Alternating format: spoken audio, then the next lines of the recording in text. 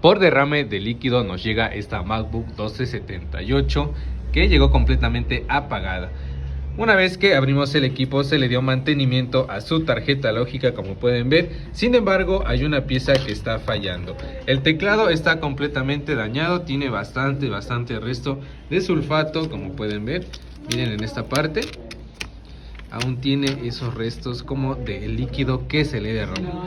Así que vamos a reemplazar este teclado por uno completamente nuevo y que el equipo se vaya como nuevo.